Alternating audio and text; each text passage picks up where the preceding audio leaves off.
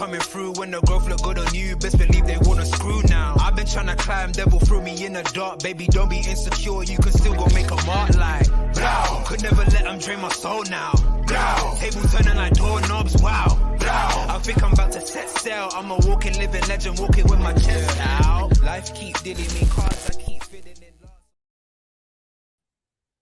Yes, people, it's G, and we are back in the building. You know what time it is, you know what it is, another hot topic, uncomfortable conversation, whatever you want to call it. And today we're here to talk about Darwin Núñez. So before we obviously get into that, guys, please make sure, if you haven't already, as I always say, if you could smash that like button, if you could smash that subscribe button, it'll be much appreciated to grow the channel. We are on the road to obviously 300 subscribers. We're nearly there, people. We're nearly there. Hopefully we can get there before the end of February. I know February is a short month and all that, but you know, we're nearly there. And as I said, man, I appreciate everybody who has already subscribed to the channel. So we're here to talk about one Darwin Núñez, Mr. Chaos himself, Mr. Nuisance, you know.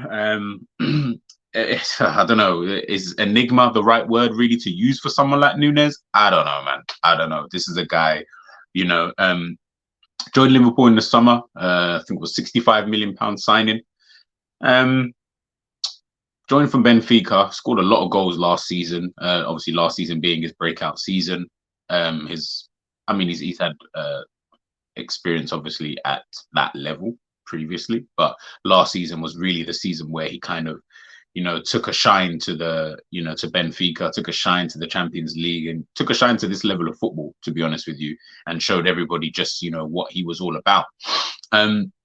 Liverpool then decided, yep, now it's time, let's get someone like him in. You know, Sadio Mane leaving, the team supposedly going through this Liverpool 2.0 and stuff like that. So, you know, we ended up getting him in.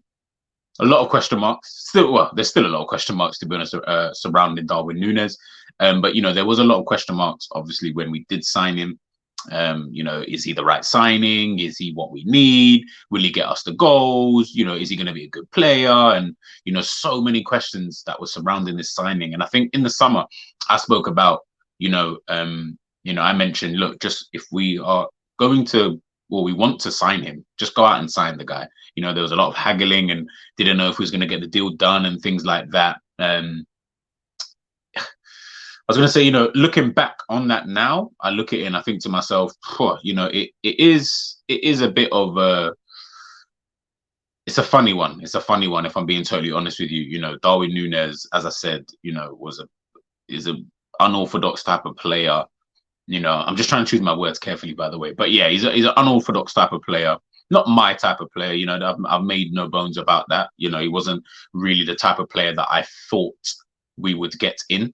Wasn't the player I wanted to sign in the first place. But, you know, if, you know, I had a certain level of trust in Jurgen Klopp and the club in terms of, you know, what he was coming into the team to do. I thought he was going to be a goal scorer, but hasn't really panned out that way. I think, well, I mean, things can change easily, of course, you know. Would you have called Mane a goal scorer? Probably not. More of a scorer of goals. I wouldn't call him a goal scorer as such. He got his fair share, which I could probably say. But obviously, when you've got the main man in Mohamed Salah, who's obviously getting you the goals, that's a real goal scorer. Darwin Núñez, I thought was going to fall probably more into that mold of someone who, yeah, you know what, if we need goals, I need to look at Darwin Núñez. I don't get that kind of energy. I didn't get it before, but I thought maybe he was going to turn into that. Obviously joined, you know, first game up against Fulham, first game of the season, scores a goal. You think, all right, cool, you know what, let's go. You know, Darwin Núñez, let's go. During pre-season, he played pretty decently as well during the pre-season, but you know, in what we were trying to do during that pre-season, scores against Manchester City, you know, you think everything's all gravy. Then obviously gets himself sent off, and then from there it's just been very, Liverpool fans will tell you, oh yeah, he's great at this, that, and the third. But I think if you're an objective fan and if you look at it from the outside in, I think you always look at it and think, he's a good player. He's a good player. Clearly there's talent within there somewhere. Amongst all the kind of roughage, there is a talented player in there. But ultimately, you know, it's going to take some time before he really hits some level of potential. he's definitely got facets of his game that I think, yeah, you know what?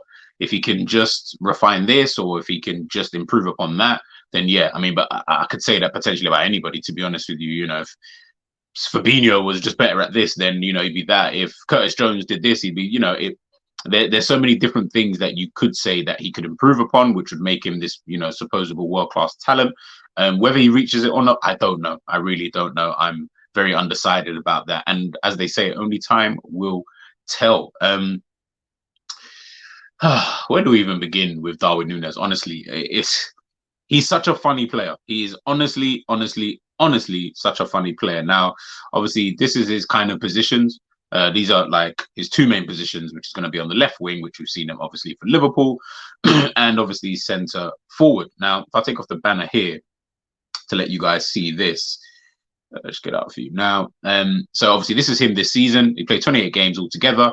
20 games as a centre forward and 8 games as the left winger. Now, his games as a left winger, pretty good ratio. 6 goals and assists in 8 games, and only 9 goals and assists in 20 games as a centre forward. So, he's showing that he's got a better conversion rate in terms of his goals and assists as a left winger, as opposed to when he is actually playing as the centre forward. Now, obviously, that's going to, that those stats will obviously be a little bit skewed purely from the fact of, who he's playing with, and the games he's obviously just come off the bench, and stuff like that. So of course, not all of these games were starts. Some games were coming off the bench and things like that. But I think what we're seeing from Darwin Núñez this season anyway is that at the moment, again, this is just under Liverpool at this current moment in time, with everything that's been going on, with how poorly the team has played this season. He's been in terms of the attacking side, Mo's been the one that you rely on. He's always going to be the one. Whilst Mohamed Salah is still here at the football club, he's the one that you rely on. If you need goals, you need assists, you talk to Mo. You go and knock at his door. But I think with Núñez being around, someone who does, and we keep using this word nuisance and chaos and stuff like that. I think, Savage said it best when I was on the show with him and Ends. I think someone just said it and we all just kind of ran with it. But to be fair, I kind of agree with it though, because ultimately that kind of level of chaos that he is providing, again, it's not a metric that you can, it's intangible. You can't really, quantify what that actually chaos actually is. It's pretty difficult because there is no measure for it. But what you're seeing when people say chaos and nuisance, I always think the eye test. I always look at that. Okay, the chaos and nuisance, that's the eye test kind of measurement, with certain players and stuff like that, whether they're good at dribbling and, all these kind of little things, you can still measure those kind of things. But chaos and nuisance, that's just what he's providing on the pitch. Now, he's very unrefined. He's very, very unrefined, raw talent. And as I said, you can tell he's a good athlete, very good athlete, very quick, quite strong. And he's definitely someone who, with time, if he's able to refine some of these attributes that he does have, he might turn into a decent player in himself. If we, as I said here, centre forward and left winger, I mean, I don't really know. We signed him as a centre forward, in my personal opinion, or striker, number 9, whatever you want to call it. At the end of the day, it's all the same position. But I feel that his best games are really on the left-hand side, as it just so happens this season. If you look at Núñez touch map this season, out there on the left through the centre as well, getting himself in. So he's kind of all over the gap, if I'm being totally honest with you. This is in the Premier League heat map, and that's where I think with everything that has gone on with Liverpool this season, I think that's where Klopp has had to try and look at it and think, what's the best way? Because at the end of the day, if we didn't get all these injuries and the team wasn't playing so poorly, would Núñez have been integrated into the squad so quickly? Probably not, because you know what Klopp's like. He likes to bed them in and stuff like that. At the end of the day, we kind of had to just throw him to the wolves. But ultimately, you paid 65 million. I'm sorry, but I need you in the team now. Unless we've got ballers already playing, then fair enough. But if not, then I kind of need you in the team. And, in the early parts when he wasn't playing him, I did feel that, these are the perfect times to kind of play him and maybe start him in games, but just utilize him a lot better. And, if we take a little look here, this is his comparison. So this is him. On the left is his stats from the Premier Liga in Portugal from last season. And this is obviously from his Premier League stats from this season. Now, obviously, last season he played over 30 games. This season he's only played, I think, 17. So, of course, it's not going to be a fair reflection, shall we say, in certain aspects anyway. In certain things, yeah, like for example, the goals, I would probably still expect him to have more goals after 30 odd games than he would do after the 17, but he's only got 6 at this current moment in time. What I was looking at more so was actually his conversion rate being only 10% in comparison to the 37%. Now, if he plays every single Premier League game between now and the end of the season, Liverpool are on 22, so that makes it about 16 games. I mean, if he can improve that in the next 16 games and get it past or at least on par with the 37%, oh, bloody hell, he's going to have to be banging in these goals left, right, and centre. I don't particularly see that happening, but, you know, we wait and we see. Again, like I said, it's not going to be accurately fair in that kind of regards. Possession loss and things like that, I'd expect it to be less at Liverpool. You know, as I said, with the goal shot accuracy as well, 52%, which depends on which way you kind of really look at that, to be honest with you. 52% of the shots he is taking are on target or accurate, shall we say. He's had 27 shots off target already. Now, obviously, ultimately, if he's taking more shots at Liverpool than he is at Benfica, then yeah, that would make sense. But at the end of the day, you're still having 27 and the season's not even over. I know guaranteed you're going to have at least 10 more between now and the end of the season, which will put it probably up to about 37. So you're thinking, wow, you know, that's going to be, the number might dwarf it. You know, he could hit 50, but at this rate, if I'm being totally honest with you, with the way, you know, that he shoots. So again, little things that he could, you know, potentially get better at, you know, in a general sense. And a lot of people keep talking about, yeah, give him time, the finishing will kind of come. I don't really believe that with players. I think, look at Marcus Rashford, for example. Obviously, right now he's in crazy hot form, but he's never been a player who couldn't finish. I don't look up, me personally. This is just my own personal opinion. I'm not a Man United fan, so I couldn't give two shits anyway. But I don't look at Marcus Rashford and think to myself, he could never finish anyway. Hence, that would have been one of the reasons why he was playing so poorly last season and blah, blah, blah. I wouldn't have said that, if I'm being totally honest with you. I would have said, nah, Rashford can finish, but, you know, other facets of his game are just not really coming together, if I'm being totally honest with you. And because they're not coming together, that's why you're seeing everything all in one. Of course, look, with the outside stuff that was going on and, you know, all these kind of various different things that was going on with Marcus Rashford. Yes, but if you ask me, do I think he can finish? Yeah, I was quite confident, you know, in his finishing. Yeah, maybe certain chances that he wasn't scoring and things like that. But in terms of the way he strikes the ball and stuff like that, I was quite confident in that aspect. It was his overall gameplay, which was really, really poor over the last 18 months. With Núñez, I feel like it's the other way around. Your overall gameplay is actually okay. It's actually all right, especially for someone who, I mean, is supposed to be a striker, but is playing, you know, quite a few of his games out there on the left-hand side, a bit like a Sadio Mane. And I think overall gameplay, yeah, not too bad. But when we're talking about your finishing, I feel like that, you know, you can improve. I'm not going to say you can never improve in your finishing, but I feel that you're not going to improve that drastically. I think it all then depends on, you know, the chances that you then get. Like, for example, Mohamed Salah, I don't think has improved his finishing over time. I just think he's getting so much more chances. He's just becoming a lot more confident in those areas. And when you put one away, put two away, obviously over time, you're finishing the same chances that you was missing. I don't think you're getting any better at it. You're just getting more of those opportunities. And over time, the numbers will then start to look a little bit better. And I think that's what I'm thinking potentially could happen, you know, with a Darwin Núñez. When he is over there on that left-hand side, one of the things I always think about is, you know, we think obviously the person who used to occupy that space was obviously Sadio Mane for so many years. Fantastic, world-class player. That front three, obviously the best front three Liverpool have had, you know, I think in this Premier League era. And when I look at it, I think to myself, what type of player was Sadio Mane? You know, so for me, Sadio Mane was always a player who would, I would say, he could do both. Take it on the outside, cut it in, try and shoot and stuff like that. Was a very direct runner, a bit like Darwin Núñez. Loved to get in the box, you know, as quickly as he possibly can. But he was very good at, you know, goading his opponent in terms of, you know, we all know Sadio Mane loved to do that stop-start kind of thing. He'd stop the ball dead, and then he would quick shimmy and then he's gone kind of thing. He's very, very good at that. And I just felt like because he was a better dribbler than a Darwin Núñez, he was able to maneuver his way, especially past those right backs or right midfielders or whoever's on that kind of right-hand side. With Darwin Núñez, his dribbling ability is very, very poor. You can tell just by his whole technique and stuff like that. But I also feel like he's not really a dribbler anyway. No problem, because you're so quick anyway. You can just kick it and run, 9 times out of 10 if you really wanted to.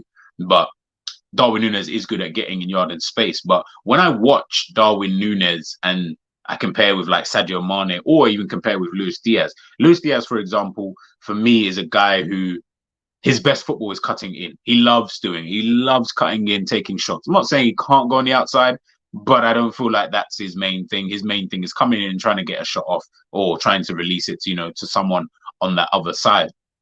Darwin Núñez, the way he plays on that left, especially with his relationship with Andrew Robertson, I feel like the way he plays is he's more always looking. He's kind of doing what Salah used to do and has done in parts this season, which is, I'm not really here to dribble past you. Salah, again, not really a good dribbler. He had his moments. I know people are going to be, oh, but he scored this wonder goal and that one. Yeah, he scored these kind of wonder goals, but watch the goals back. Most of them were just jammy touches and ricochets that got him into this kind of position. And then, he's kind of done his thing. I'm not saying he's a crap dribbler. Mo's a better dribbler than, a Darwin Núñez. But I look at them quite similarly, which is they're more looking to get in behind. Mane could get in behind, but Mane can dribble way better than the both of them. So Mane could use his dribbling skills, to try and get past players, whereas these two are not really looking to kind of do that. And Darwin Núñez, for me, kind of falls into that same category where he is looking to just try and get in behind, play the ball in. Robbo, just play that ball in. And I think that relationship with Robertson, it just works purely because of that, as opposed to where he had a Sadio Mane or Luis Diaz, who, because their game is a bit slower, not because they're not fast, because all three of them are absolutely rapid on their day, but Darwin's game is, for me, all about the pace. It's all about getting in behind these defenders, whereas Diaz can dribble, he can bob and weave, he can take a guy inside, take a guy outside, get a shot off, and it's usually a clean shot, so to speak. Whereas Darwin Núñez is, let me get the ball in behind, let me get yards of space, let me try and get beyond, that last defender, and then I either pass it or I can potentially get a shot off, for myself. But that's where I look at it and think that's why I've always said the relationship between Robbo and Luis Diaz, it doesn't work in my personal opinion. It might work in the future, but if I had to pick, it would go first, obviously Robbo and Sadio Mane, then Robbo and Darwin Núñez, and then Robbo and Luis Diaz. I think Diaz's relationship with Robbo is actually the worst out of the three. They just don't seem like they really click together on that side. They don't seem to know what they're both doing. Darwin Núñez knows his role. Now, where he gets left up front quite a lot, and as I said, with the heat map here, you can see he's up front quite a lot, but he's supposedly supposed to be playing on that left-hand side. It's because with this striker, whether that be Cody Gakpo at the moment, whether that be Roberto Firmino, when they are playing, they drop deep. That striker will drop deep into almost like an attacking midfield / centre midfield position. Once they've done that, Darwin and Mo almost become wide centre forwards. So they always try to go from out to in. So you'll always find that their positioning will always kind of more or less be like this, but they both end up in that middle of the goal because that's mostly where they're going to be to, score all of their goals. And I think even on, Núñez and Salah, as we can see here, this was posted out by Opta a few days ago. I think it's about 6-7 days ago. So it might have changed potentially, but Mo and Darwin Núñez have combined chances created between them has been 52. Now, obviously, that's the fifth on from this list, but at the same time, it is showing that the two of them do have a level of understanding. They do have a relationship with each other, and I think they're both effectively playing like a strike partnership. Because as I said, the middleman. So at this current moment in time, it's Cody Gakpo. That middleman is there to facilitate, again, doing that Roberto Firmino role where you facilitate the other two. The only difference is this time round, the other two are playing a lot more narrower than I would think, especially considering how Mane and Salah were. Yes, they were inside forwards, but I never really saw them as wide centre forwards. And I think there's a massive difference because they would push out wide to try and stretch the game, but they could run in again with that blistering pace. And Mo's game, yes, I said, it is about getting in behind, but he would push out wide. Whereas now, I don't think it's about that. I think it's about trying to get them both as close as possible to the center of the goal, if they possibly can. And again, like I said, if they can't, then it is a case of assisting one another. And, they're creating chances and they are forming a pretty decent partnership. Where that kind of goes, I don't really know. Again, it's going to be interesting when everyone's fit. It's going to be interesting to see what happens in the summer. And I keep mentioning this because I think the summer is going to have a real impact on obviously what happens next season in regards to the relationships between players. Again, Núñez would have been here for a season now. There is no more bedding in period. So, that's where it might then become a little bit more difficult for Darwin Núñez because, everyone's giving him the benefit of the doubt now. Saying, what, first season, new language, this, that, and the third, fair enough. Fair enough. Next season, you're not going to have that. Next season, no such thing as it's just a new league. You've been in this league now for a year. You've played for Liverpool now. You've played under the manager. You know what the manager wants you to do. If you don't go out there and produce the goods, then there's going to be a lot of questions that are going to need to be answered. Núñez is one of those guys. It wouldn't surprise me if he scored 30 goals next season or 1. He's that type of guy. Like you just wouldn't be surprised if he scored 30 goals and you thought, you know what, he's back in and go, oh, he scored 1. Because I could see both things easily happening because he's someone who, as you can see here, look at the amount of shots that he's taking, in the season. This is all in the Premier League. He's 5th on that list behind Mo Salah, Erling Haaland, Mitrovic, and Harry Kane, all players that I would actually expect. And him and Salah are only 2 apart. But I would expect him to be behind these guys because these guys are the main focal strikers of their team who all play in that number 9 positions. He's taking 68 shots, or he has taken 68 shots this season. But then when I look at this, 16 big chances missed. Now everyone's going to say, oh, but look at Erling Haaland, look at Ivan Toney, look at Mo Salah. At the end of the day, with the amount of goals that Erling Haaland actually has, again, I don't know what Erling Haaland's conversion rate is, but when you've got that amount of goals, that tells me that you hit the target more often than not, whereas Darwin Núñez does not, and he misses a lot of big chances. And I think that's been something that's been very frustrating, from watching Darwin Núñez this season, is the amount of big chances that he does miss in games. I think, like I said, it's fine when, other people are scoring and it's all well and good being in these positions. We'll go back again to the heat map. It's all well and good, the heat map looking like this. It's all well and good being in the position to score. And, all it means, hopefully in the future, it just means that once he gets used to always being in that position, he can then finish. We saw his goal against, Newcastle the other day. Decent finish. Decent finish, and I'm not saying that every game. I would love if he was as clinical as a Haaland or a Harry Kane. They are absolutely fantastic. Best strikers, some of the best strikers out there in world football. But they're what I call clinical strikers. They're the ones that you actually put your mortgage on because 9 times out of 10, especially Harry Kane, he's going to score. If he misses, it's more of a shock. With Núñez at the moment, we're not getting that. With Núñez, it's probably more of a shock if he scores. Do you know what I mean? Some of the chances that he, even, a bit of like the goal that he scored, yes, he rattled that in the net. But it's almost like, oh, okay, yeah, Núñez. I even feel like the commentators are a bit like, oh, okay, yeah, fair enough, he scored. That's what we're getting accustomed to. At some point, it's going to need to come to a stage where even Mo Salah now has it in terms of people now trust him a lot more in front of goal. Even though Mo Salah, as we saw with the thing, Mo Salah's 4th on the list, but people trust him a lot more. They trust him. Even Toney, again, another striker who I think is quite clinical. Let's put it this way: all the strikers on this top 4 right here, I would consider to be more clinical than Darwin Núñez.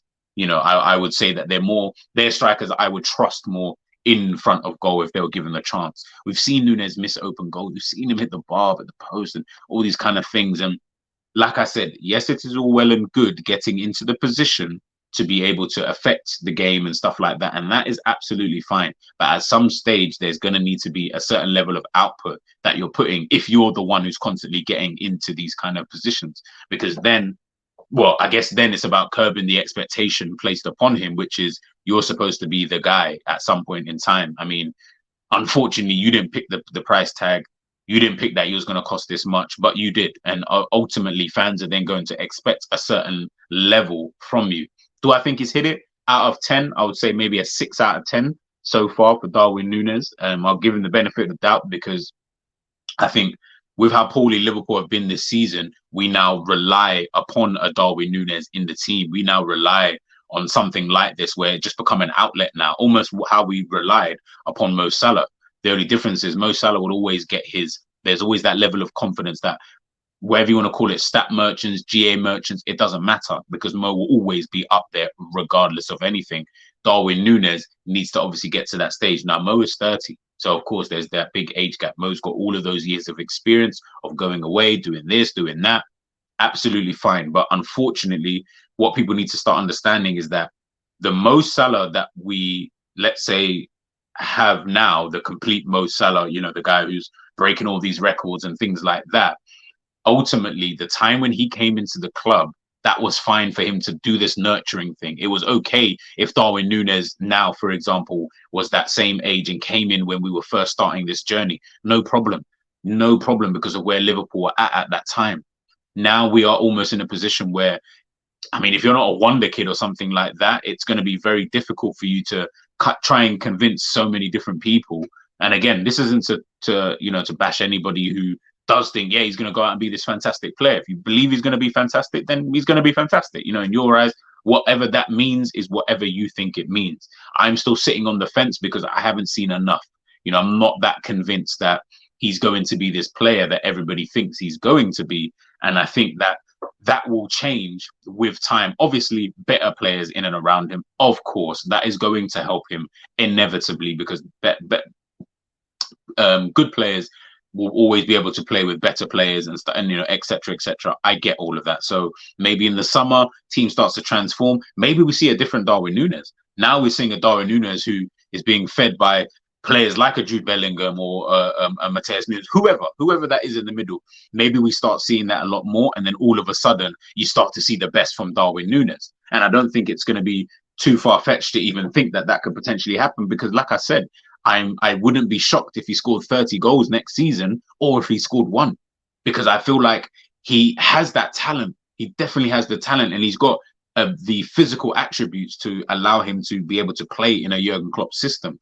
But at the same time, the bits that he needs to, you know, pattern up in his game, I'm almost like, next season is going to be totally different for you anyway, because teams are going to have wised up to you, you know, at the end of the day, unless teams wise up to Mo Salah, for example, you know, over time, yes, if you saw, Mo Salah's never going to have another season like he did in his first season. First season, he was an unknown commodity.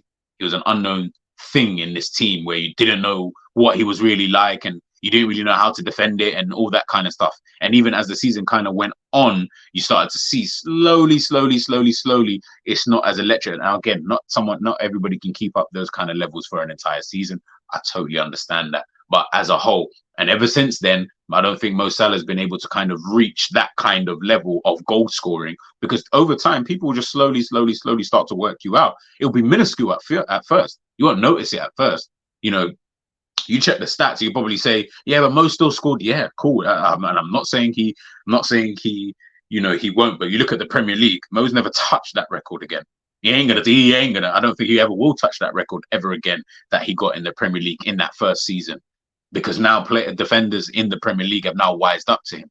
They know what he's about. They know exactly what he's going to do. They know exactly how he's going to play. So teams have set themselves up a lot differently. And I think that's what's going to happen with Darwin Núñez because of his physical attributes and the fact that he uses these physical attributes, you know, in his game. But like I said, it's not to write him off or anything like that. It's just more to just take a look at him in a general sense. Should he be playing on the left-hand side when everyone's fit? So that's Cody Gakpo, Luis Diaz, Diogo Jota, Roberto Firmino, Mohamed Salah. I'm missing someone. No, that's everyone. Cody Gakpo, Jota, Firmino, Diaz, Núñez, and Salah. When everyone's fit, who plays? Guys, let me know in the comments. What do you guys think? Who should play? You know, if we were starting the season afresh, we've got the attack, and that's the first place that you're looking at. Who would you guys start in that attack? You know, where do we kind of go with that kind of attack? Because remember, each attack is going to, in my opinion, require a different type of style of playing. You cannot play, for example, as a wild example, you can't play, in my opinion, Diogo Jota, Firmino, Gakpo kind of front line and expect the same results as you would get if you're playing Diaz, Núñez, and Salah front line. You know, all 6 of those, they all do different things. They all do different things. So it's like there's a certain style that you need to play. Now, obviously, that goes back to the manager. Jurgen Klopp is at fault for some of the way that the team has obviously looked, because he hasn't been able to quite understand, and he hasn't been aware or adept enough to be able to understand that there's a certain way that you need to play with a Darwin Núñez. Now, if you're trying to implement him into your style and tactic, no problem. But if you're going to do that, there are a few bit of fundamentals that you just might need, which is one of the things is now most Salah is obviously playing a lot closer to Darwin Núñez. Darwin Núñez needs a partner in and around him. If that, you cannot leave the guy isolated up top. It just doesn't work. He's not in this system. It's just not going to work because of what we require from the front 3 in attack.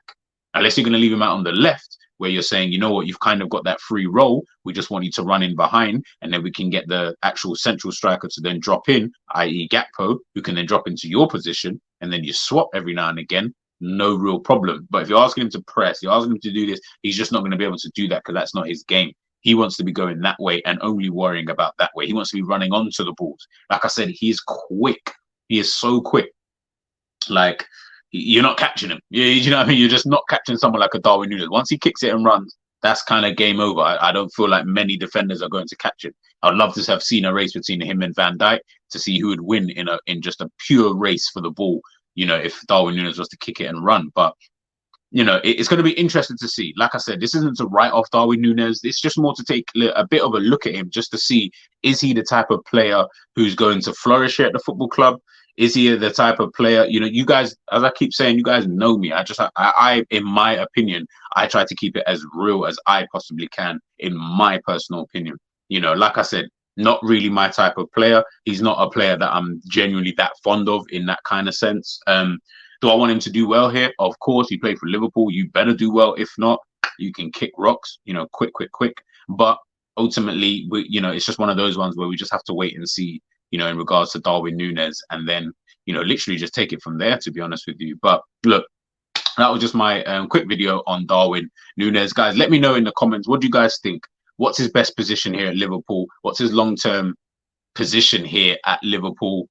Does he make the team if everyone's fit? You know, he's playing way better as a left winger than he is as a striker at the moment. Does that mean that that's where we keep him? But then what does that then mean for someone like a Luis Diaz, you know, Diogo Jota, and, you know, what happens to the front line in a general sense if things are working best the way that they are at this current moment in time? We don't want to keep chopping and changing it too much, because it starts to confuse players where they just need to be settled in what they need to be doing, you know, within the team. But that's the end of the video. As I said, and as you guys can see, scrolled across the bottom, if you can make sure you smash a like, make sure you subscribe to the channel. Leave your notifications on. Might do a bit of a live potentially this week. So yeah, leave your notifications on. Make sure you tune into the Jerry James Show. The description is in the link, or is in the link is in the description, should I say? Sorry. But yeah, look, I'm G, and I am out.